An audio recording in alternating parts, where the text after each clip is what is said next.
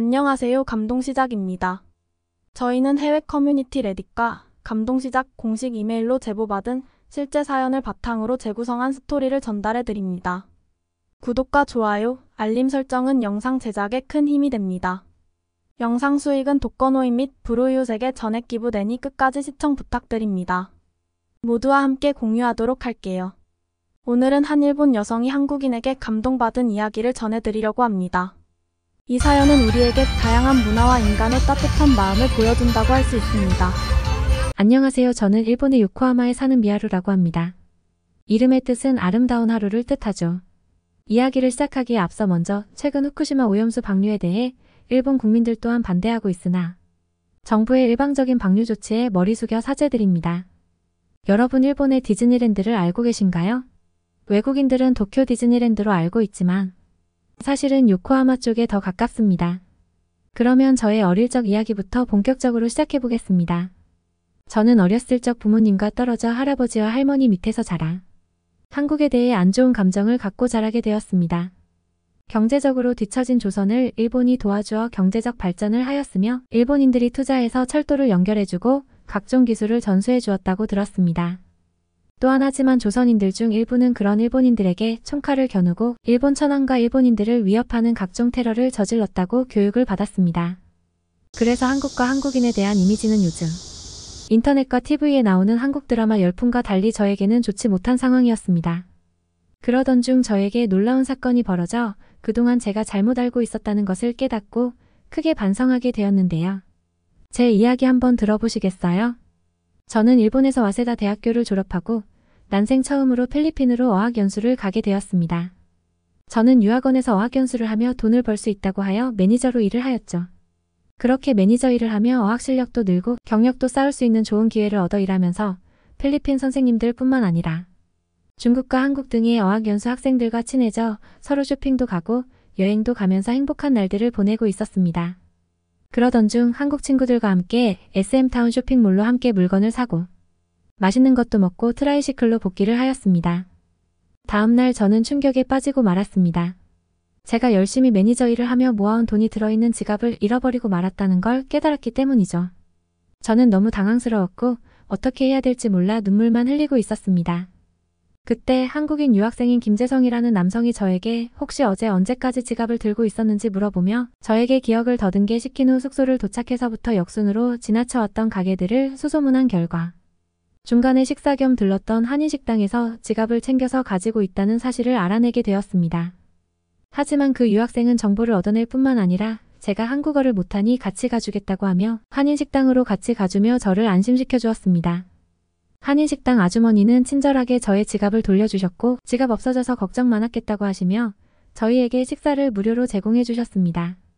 저는 이렇게 친절하고 정이 많은 사람들이 한국인의 특징이라는 것을 듣기는 하였지만 모두 한국 드라마의 영향으로 만들어진 부풀려진 한국인 띄우기라는 생각을 하다가 실제 경험하니 한국인은 도대체 어떤 DNA와 가정교육을 받았기에 모두 그렇게 행동할 수 있는지 존경심이 들 정도였습니다.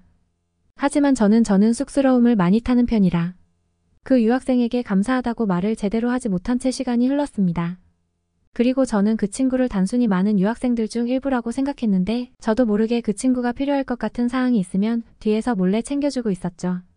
그렇게 한 차례 위기를 넘기고 나서 재성이라는 한국인 유학생이 한국으로 돌아갈 날이 이제 한 달밖에 남지 않은 시점이 되었고 저는 일본에 오랫동안 사귄 남자친구가 있어서 호감 표현을 할 수 없었고 그렇게 시간이 지나고 있었습니다. 그러던 중 시간이 오래 지나서일까요? 저는 일본에 두고 온 남자친구와 떨어져 지낸 지 6개월이 지나갈 무렵 남자친구에게 일방적인 이별 통보를 받게 되었고 유학원 숙소 앞에 리조트 수영장을 하염없이 걸으며 큰 상처를 받아 매일 남자친구를 생각하며 작성해오던 다이어리를 부수고 휴지 한 통을 다 쓸 정도로 밤새 울었습니다. 그때 평소에 그냥 유학생이라고 생각하던 한 한국인 남성이 저에게 무슨 일이 있냐고 물었습니다. 저는 아무 일 없다고 대답했습니다. 그렇게 멀리서 조금씩 천천히 걸어오던 한국인 남성은 김재성이었습니다. 저는 그가 다가오는 것도 신경 쓰지 않고 계속 울고 있었죠. 그 남성은 아무 일 없는데 그렇게 서럽게 우냐며 저에게 손수건을 내밀었고 저도 모르게 그 손수건을 받아 눈물을 닦았습니다. 그리고 그는 저에게 아무 말하지 않아도 된다. 나도 밤에 잠이 안 와서 밖에 나왔으니 그냥 옆에 바람 쐬며 있겠다고 말하며 제 옆을 밤새 지켜주었죠. 그렇게 3시간이 지나고 저는 그와 함께 리조트 길을 걸으며 많은 대화를 나누다가 그의 따뜻한 위로에 마음이 뺏겨버렸습니다. 보통 일본인들은 개인주의가 심해 다른 사람의 아픔에 관심조차 없는데 그는 저를 끝까지 안심시켜주려고 노력하면서도 위로하며 배려해 주었죠. 저도 모르게 그를 사랑하게 되었고 어쩌면 지난번 사건 때부터였을지도 모르겠네요. 그가 먼저 저에게 손을 내밀며 자꾸 걷고 싶다고 하였죠. 그렇게 우리는 사귀게 되었고 저는 일본인 남자친구를 잃어버림과 동시에 한국인 남자친구를 얻게 되는 미묘한 경험을 하게 되었습니다. 약 3주 동안 저희는 커플티도 맞추고 메리어트 호텔에서 식사도 하며 다른 사람의 시선은 신경 쓰지 않고 자유롭게 연애를 하다가 재성이 한국 복귀로 떨어지게 되었고 라인이라는 일본 메신저로 서로 연락을 하며 사랑을 이어나갔죠. 그러다 전 세계의 코로나19로 인해 해외여행을 가는 것이 까다로워져서 저희 커플은 오랜 기간 동안 서로 보지 못한 채 장거리 연애만을 하고 있었죠. 그리고 코로나가 잠잠해질 쯤 저는 서프라이즈 이벤트로 미리 알려주지 않은 채 한국에 가기로 결심했습니다. 한국의 김포공항에 도착하여 강남과 명동, 홍대를 미리 사전 답사해 데이트 코스를 짜서 그와 함께 갈 생각에 마음이 들떴습니다. 그런데 휴대폰의 어플이 서버 오류로 정상 작동하지 않아 목적지에 어떻게 가야 할지 막막했던 찰나 모르는 동양 남성이 목적지로 가는 방법을 알려주겠다며 자신을 따라오라고 하였고 저는 그 남성의 차에 타게 되었습니다. 평소에는 일본인 특성상 다른 사람을 잘 믿지 않고 의심하는 편이지만 저는 필리핀에서 받은 한국 사람들의 친절함과 정에 감동받았던 사건이 있어 의심하지 않고 따라가게 되었습니다. 따라가다 보니 점점 도시와 멀어지는 느낌과 농촌과 시골 마을 그리고 숲 쪽으로 가까워지는 느낌이 들어 무서워졌습니다. 저는 속으로 한국인들은 겉으로 친절한 척하며 뒤로는 사기를 치는 무서운 사람들이라고 욕하며 속아서 차를 같이 탄 저를 자책하고 있었습니다. 하지만 이미 차를 타고 너무 멀리 와서 어떻게 할 방법이 없었습니다. 그때 한국인 남자친구에게 라인으로 현재 보이는 식당과 대형마트의 사진을 찍어 보냈고 살려달라고 했습니다. 하지만 남자친구는 읽지 않았죠.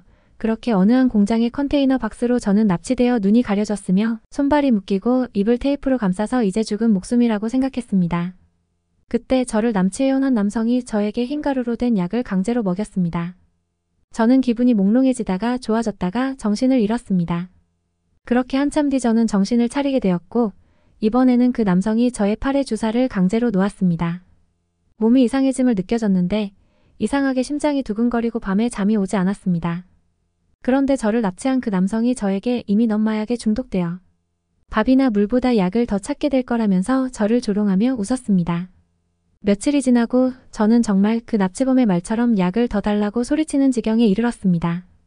정말 죽고 싶은 심정이었습니다. 그런데 갑자기 밖에서 사이렌 소리가 요란하게 울리며 차량이 오는 소리가 들렸고 누군가 급하게 뛰어오는 소리가 들렸습니다. 경찰들과 함께 저를 구하기 위해 온 남자친구였습니다. 그는 늦게 와서 미안하다고 하면서 저를 껴안고 괜찮냐고 울었습니다. 알고 보니 제가 보낸 사진들은 중간에 위치한 식당과 마트만 찍어서 보낸 것이라 찾는데 시간이 오래 걸렸으며 휴대폰 위치 추적도 일본 통신사라 협조하는데 시간이 소요되었다고 하였습니다. 저는 그렇게 남자친구의 도움으로 목숨을 구하고 병원에 입원했습니다. 그리고 마약 중독이 의심되어 치료를 받게 되었죠.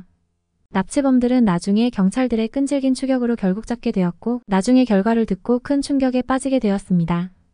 제가 한국인이라고 믿었던 납치범들은 한국어를 잘하는 조선족이었고 그들의 고향은 만주였다고 합니다. 불법 체류자 신분으로 공장의 노동자로서 일하면서 근처 밭에서 마약을 재배해 팔며 부를 축적하다가 마약의 성능을 시험하기 위해 사람을 구하고 있었다고 합니다. 그러던 중 외국인이면서 한국어를 못하고 힘이 약한 여성인 제가 그들의 눈에 마루타로 딱 걸리게 되었던 것이라고 하더군요. 저는 충격과 공포를 느꼈습니다.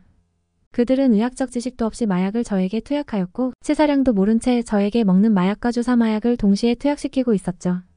만약 남자친구와 경찰이 조금만 늦게 왔어도 저는 이 세상 사람이 아니었겠구나 생각했습니다.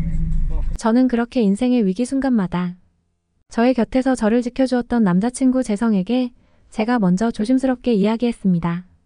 혹시 실례가 안 된다면 한국에 계속 있고 싶은데 같이 살 수 있냐고요. 그는 저에게 원한다면 언제든지 환영이라며 저의 쑥스럽지만 용기 낸 프로포즈에 흔쾌히 대답해 주었습니다. 그리고 현재는 그와 함께 한국에서 알콩달콩 살며 한국어도 배우고 한국에서 한국 문화 콘텐츠 홍보하는 일을 하면서 투잡으로 일본어도 가르치며 바쁘게 살고 있습니다. 그리고 저희는 저희뿐만 아니라 뱃속의 쌍둥이까지 함께 한 집에서 살아가고 있습니다. 끝으로 조선족들에게 소가 한국인들의 친절함을 의심하며 욕했던 저를 반성하며 사과드리고 싶습니다.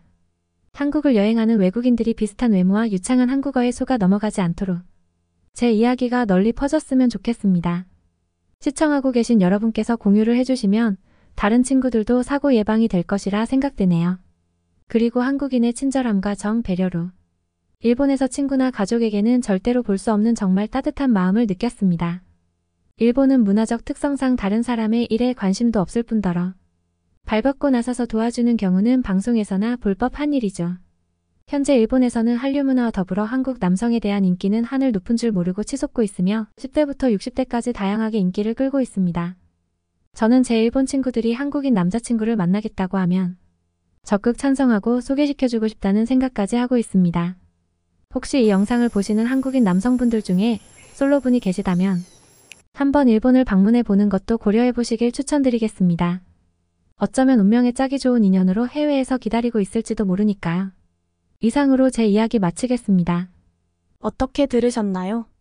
이 사연을 통해 우리는 문화적인 차이와 언어의 장벽이 있어도 인간의 따뜻한 마음과 배려는 언제나 통하는 것을 알 수 있습니다.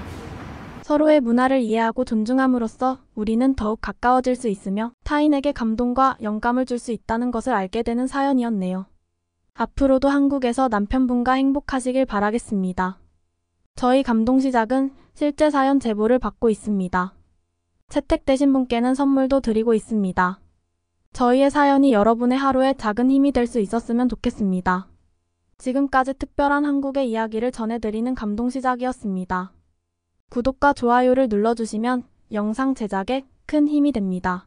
감동적인 사연을 주변 사람들에게 공유하고 함께 이야기 나눠보세요. 끝까지 시청해주셔서 감사합니다. 더욱더 좋은 영상으로 찾아뵙겠습니다.